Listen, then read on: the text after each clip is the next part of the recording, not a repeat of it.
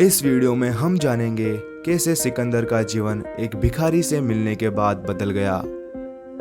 डायोजनेस एक अद्भुत एवं आनंद में मतवाले रहने वाले भिक्षुक थे। वे ग्रीस के एक नदी के किनारे रहते थे। किसी ने उन्हें एक बहुत सुंदर भिक्षा पात्र दिया था और वे सिर्फ एक लंगोट पहनते थे। वे मंदिरों के द्वारों पर भिक्षा मांगते थे और जो भोजन उन्हें मिलता था वही खाते थे। एक दिन वे अपना भोजन खत्म करके नदी की ओर जा रहे थे। तभी एक कुत्ता उनसे आगे निकला और दौड़कर नदी में गया। थोड़ा तैरा, फिर वापस आकर खुशी से लौटने लगा।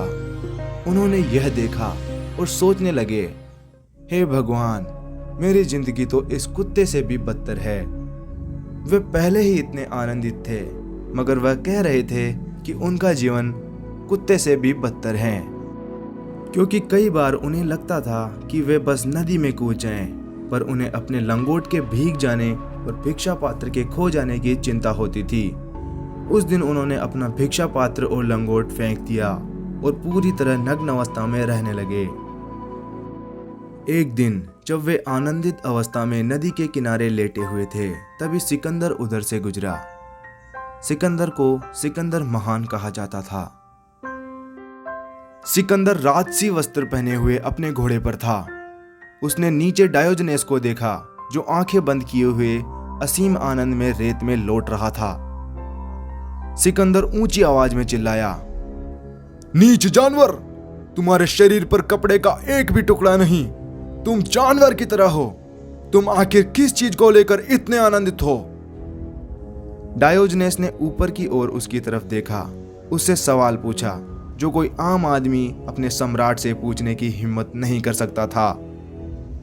उसने पूछा, क्या तुम मेरी तरह होना चाहोगे? इस सवाल ने सिकंदर को बहुत गहराई तक प्रभावित किया। वह बोला, हाँ, मुझे क्या करना होगा?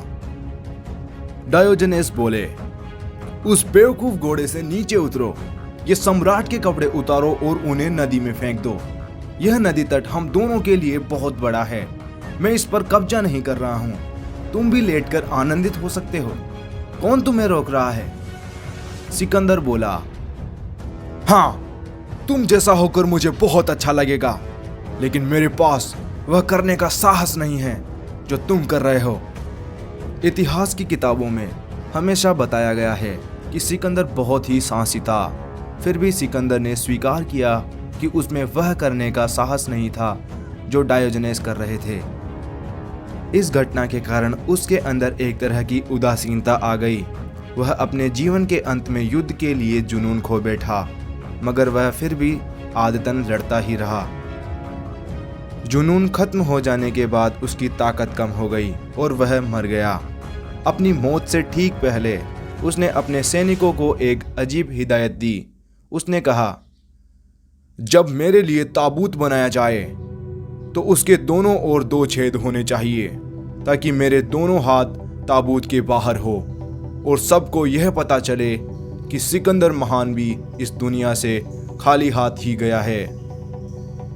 तो ये था दोस्तों हमारा वीडियो। आपको वीडियो कैसा लगा हमें कमेंट बॉक्स में ज़रूर बताएं और सब्सक्राइब करें व्हाइट लोटस को और बेल आइकन जरूर दबा लें।